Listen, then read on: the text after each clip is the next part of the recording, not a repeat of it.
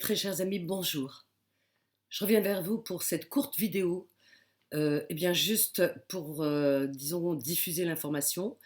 Vous avez bien entendu, pour beaucoup d'entre vous, entendu parler de cette histoire terrifiante de ce petit garçon Yanis qui a été renversé par une conductrice à Perpignan, dont le papa Hakim ne cesse de se montrer sur les réseaux sociaux, et d'informer pour mobiliser. Voilà, pour mobiliser autour de Yanis, justice pour Yanis. Voilà, eh bien, nous faisons confiance, bien entendu, en la justice républicaine de notre pays et nous attendons beaucoup de cette justice pour qu'elle fasse vraiment, disons qu'elle fasse son travail déjà, voilà, et qu'elle mette à jour toute la vérité et soulever le voile sur cette terrifiante, cette sordide affaire.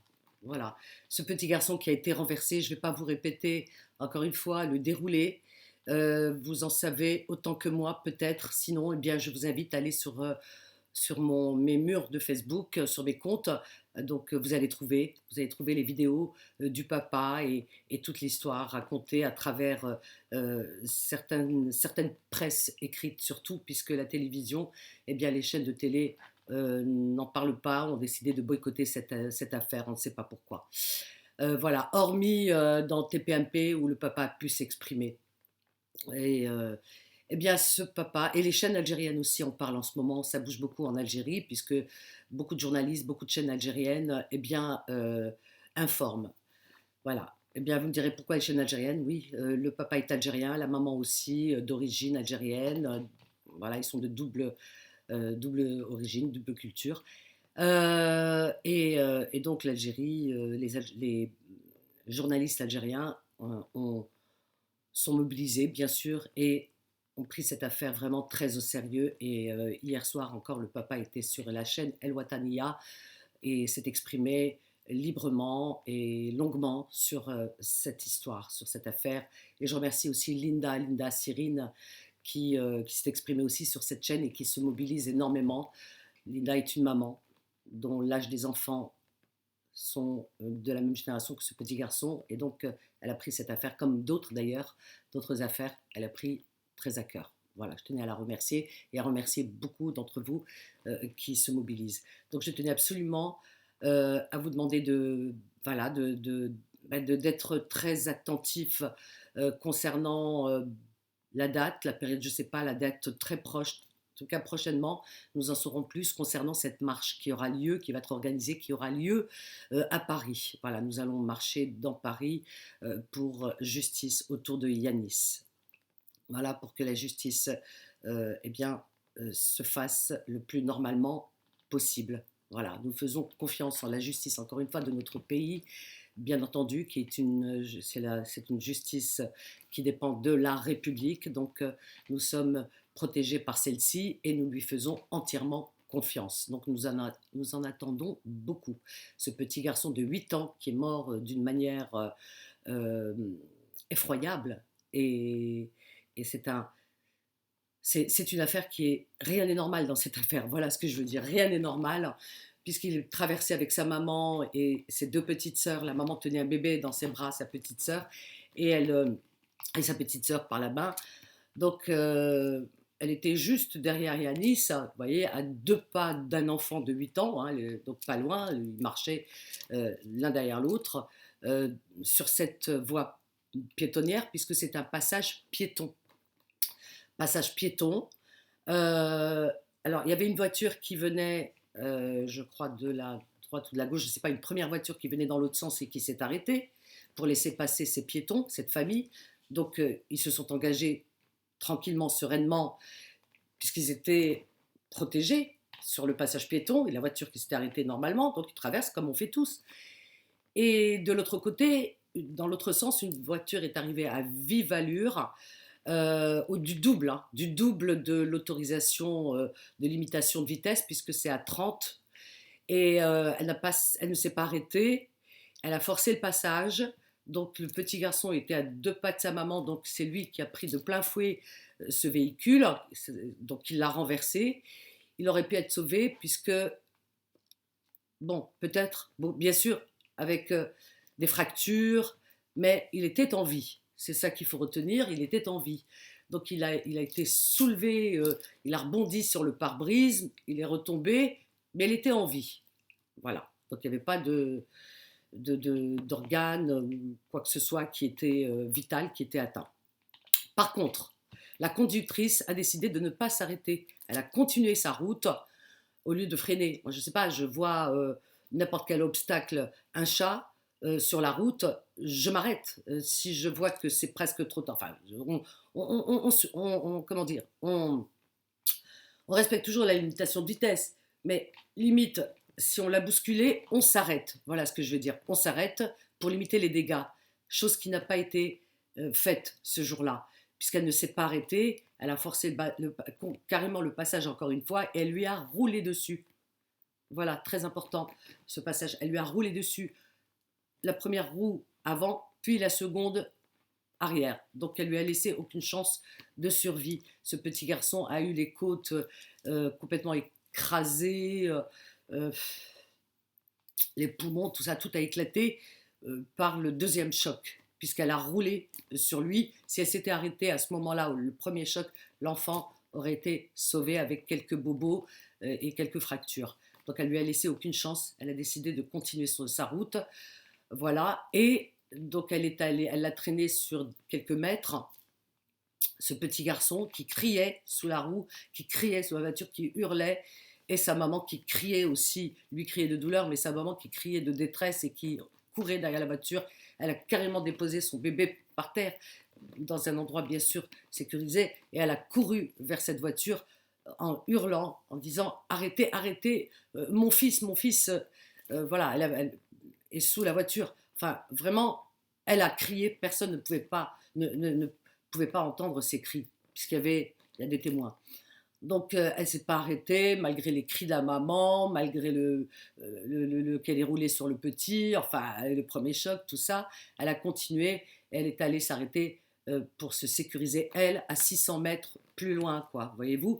Et à ce moment-là, elle a appelé son fils, qui est gendarme, qui est venu à sa rescousse. Et voilà, la suite, c'est l'enquête qui en parle mieux que moi, puisqu'il y a un compte rendu, vous pouvez l'entendre et le voir, entendre le papa qui en parle mieux que moi. Voilà le déroulé de cette affaire, de ce qu'on en sait, en tout cas de ce que dit le papa et de ce que dit l'enquête. Voilà, et le papa se bat contre des expertises médicales, dont une qui n'était pas dans le dossier, qui a réapparu le 9, je crois, le 9 novembre dernier, lors de l'audience qui a eu lieu au tribunal de Montpellier. Donc du retard, etc. Les avocats ne pouvaient pas plaider, ils n'avaient pas le document sous les yeux. Ensuite, quoi d'autre? Oui, alors donc le papa a demandé un complément d'enquête. Enfin, bon, le tribunal, Dieu merci, a donné une nouvelle date le 14 décembre. Donc le 14 décembre, c'est demain. C'est demain. Donc c'est très très vite, ça va être rapide. Et c'est pour ça que le papa demande une mobilisation, voilà, que sa voix soit entendue. C'est comme ça que souvent ça se passe, soit entendue. Et pour cela, eh bien, lui et ses proches ont proposé une marche, voilà, d'organiser une marche dans Paris, dont nous ferons partie, Inch'Allah. Voilà, donc je compte sur vous, chers amis, il compte sur nous, il compte sur vous, il est dans un état de détresse. Je n'ai même pas besoin de vous l'expliquer et disons, de le développer, puisque vous l'imaginez, vous êtes tous parents, ou alors enfants, ou alors tout simplement, vous avez des neveux, etc. Et même sans ça, on n'a pas besoin d'avoir des enfants autour de nous pour savoir que c'est une véritable catastrophe, vraiment. Donc il faut vraiment, vraiment nous mobiliser autour du papa, lui montrer notre soutien déjà. Je remarque qu'on se mobilise pour des choses plus futiles. Le jour des soldes, par exemple, eh bien, ça se bouscule dans les magasins, dans les centres commerciaux, les gens se piétinent pour un appareil, un article ménager, un téléviseur ou je ne sais quoi, ou un chiffon, un pantalon, enfin un vêtement, etc. Les gens se bousculent et s'arrachent ces objets, voyez-vous. Donc, et là, ils se montrent très nombreux. On se mobilise pour marcher pour d'autres causes, voilà, mais celle-ci, je pense que elle mérite d'être entendue et elle mérite surtout que l'on soit présent. Voilà, c'est très important ce jour-là. Donc moi je vous le demande, le papa le demande, voilà, la famille, les proches, eh bien, de nous mobiliser, d'aller marcher dans Paris auprès du papa pour soutenir le papa et en la mémoire du petit Yanis, victime, 8 ans, victime de cet accident effroyable. 8 ans, voilà. Donc il faut absolument qu'on se mobilise pour que sa voix soit entendue, parce que dans cette affaire, euh, quand on regarde un peu de près, il y a beaucoup de choses qui clochent et qui ne sont pas cohérentes du tout. Donc vous pouvez aller écouter les vidéos du papa qui vous l'expliquera très bien, lui, sur son mur de Facebook. C'est Hakim, Hakim. Alors Hakim, c'est A-K-I-M. A-K-I-M, deux fois, hein, A-K-I-M, plus loin, A-K-I-M, voilà, sur Facebook, ou sur mes comptes Facebook à moi, voilà. Donc il y a ces vidéos que j'ai partagées, etc. Voilà, comme ça vous comprendrez peut-être un peu mieux, c'est plus développé, et vous comprendrez un petit peu mieux pourquoi il a décidé de mobiliser beaucoup de monde autour de lui. Voilà, donc nous comptons sur vous ce jour-là pour battre le pavé, comme on dit, de Paris, sortir. Ça peut être votre enfant, ça peut être notre enfant, ça peut être l'un des nôtres à qui ça aurait pu arriver parce qu'on traverse tous sur les passages piétons, se pensant à l'abri d'un accident ou d'une catastrophe. Eh bien non. Quand on traverse sur un passage piéton, on est à l'abri de rien du tout. Parce qu'il y a des personnes qui ne respectent rien, qui ne respectent pas le code de la route. Eh bien, donc, autour de vous, dites à vos enfants de faire très attention, même au passage piéton ou au feu rouge. Parce que tout est possible. Et là, on le voit avec cette affaire qui remet tout en question, tout ce qu'on nous a appris depuis très jeune, depuis toujours. Voilà. Donc, Allah yarham Yanis, Allah yarhamou yuwassa alayh. Et de tout notre cœur, vraiment, on souhaite vraiment Rabbi yjib sabr. Yjib le sabr, c'est tout ce qu'on peut lui souhaiter. Sabr. Et ce qu'on peut faire aussi pour lui, c'est lui montrer qu'on est là, qu'on est autour de lui et qu'on le soutient. Voilà, en sortant, en marchant. Il y a aussi autre chose, vous pouvez aussi le soutenir financièrement parce que la justice, ça coûte très très très très cher. Face à lui, c'est compliqué, c'est du béton. Donc il faut absolument l'aider financièrement. On a tous mis la main au porte-monnaie, chacun a mis ce qu'il a pu, un billet, donc allez-y, il y a un compte PayPal. Son compte PayPal, eh bien moi je réactive à chaque fois sur mon mur de Facebook, donc allez-y et bien mettez ce que vous pouvez, voilà, un billet, faites-le pour Yanis, Allah yarhamou saleh, voilà, pour justice pour Yanis, donc aidons le papa dans ses frais qui sont qui sont exorbitants. La justice, ça coûte très très cher, hein, ce genre d'affaires, ça coûte très cher, vous l'imaginez. Donc le papa a besoin de soutien, il n'a pas les moyens financiers pour faire face, il a une petite famille, des enfants, une femme à assumer. Donc nous, on est là pour l'aider. C'est ça la solidarité. Voilà. Sinon, ça ne voudrait absolument rien dire. Parce que c'est bien beau de dire Rabbi, Inch'Allah, le petit, et on le comprend, et voilà, que justice soit faite. Ouais, mais pour que justice vraiment soit vraiment rendue, il faut le flous. Eh oui, c'est le nerf de la guerre, comme on dit, hein, l'argent. Donc moi je sais qu'il a besoin financièrement qu'on l'aide pour financer justement ce parcours judiciaire qui va être très, très, très cher, qui va lui coûter très cher, très, très coûteux. Donc vraiment, vraiment, si vous croyez au hasanat, هذه الحسنة الكبيرة que vous puissiez faire. Vraiment. هذه الحسنة الكبيرة. C'est plus que aller le hajj, l'amra, tout ça. Ça, c'est la vraie hasana. Elle va direct. وتستركم ولادكم. Voilà, تستركم ولادكم وتشتكم ليهم. C'est très important. Moi, ça, j'y crois, par contre. Hein, vraiment, très fort. Vous connaissez mon point de vue sur certaines choses au point de vue religieux, mais ça, j'y crois vraiment, fortement. Quand on fait le bien, eh bien, là-haut, Allah subhanahu, l'univers nous le rend. Vraiment, il nous le rend et il protège les nôtres. C'est du vécu, c'est testé, et je vous le transmets tel quel, et je peux vous assurer que c'est la réalité. Voilà. On ne prend rien de ce monde, même des wello, on ne prend absolument rien. Même nos vêtements, qui nous collent à la peau, demain on n'a plus rien. Donc, on prendra avec nous là-haut que nos actes. Voilà. Moi, c'est comme ça que je fonctionne depuis toujours. Peut-être que c'est, je ne sais pas, mais c'est comme ça. Je sais que nous avons tous une mission sur cette terre. à accomplir. Et cette mission de justice pour Yanis auprès de Hakim et son épouse, eh bien c'est une mission que nous avons tous. Moi, je la partage avec vous. Voilà, Rabbi nous l'a envoyé, donc il faut absolument qu'on l'accomplisse, cette mission. Voilà, Hadiya. Moi, je fonctionne comme ça depuis toujours. Voilà, on n'a pas besoin d'en parler ouvertement de ce qu'on fait, mais je le fais toujours. Dès que j'ai une personne sur mon chemin qui est en situation de détresse, je ne sais pas détourner le regard. Pas vu, pas pris, non. Je ne sais pas. Voilà, je regarde, je vais jusqu'au bout.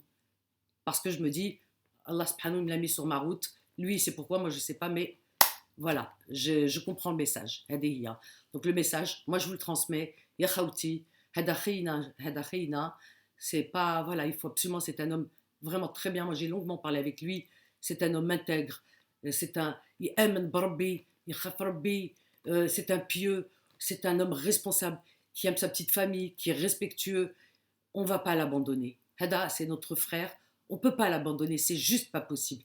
Donc s'il vous plaît, pour Hakim, et qui se bat pour que justice soit rendue pour son fils, notre frère Hakim, eh bien, restons comme ça, solidaires, les mains soudées, aidons-le, envoyons sur PayPal, chacun avec ses moyens, un petit quelque chose pour l'aider à financer ce lourd parcours juridique, ce coûteux, en tous les cas, dossier qui est lourd et qui coûte très cher. Vous voyez, il se bat. Vous ne pouvez pas vous imaginer comment il se bat, Mskin. Et les avocats, vous savez comment ça se passe. Voilà. Donc, je compte sur vous. Et là, je vais encore réactiver le compte PayPal de Hakim. Donc, allez-y, faites-le. Hakdak Rabbi, Inch'Allah, يشدلكم ولادكم يحفظ لهم يحفظكم ولادكم ويجيب شفاء كاع المرضى. Voilà. Voilà, chers amis. À très bientôt. Et j'espère que ce message passera. Et surtout, partagez. Il est rare que je demande à partager parce que des fois, c'est des coups de gueule, etc. Mais là, c'est une grande nécessité. Vraiment. Donc, il y a une grande urgence. Partagez. Pour Hakim, justice pour Yanis. Je vous aime. À bientôt, Inch'Allah.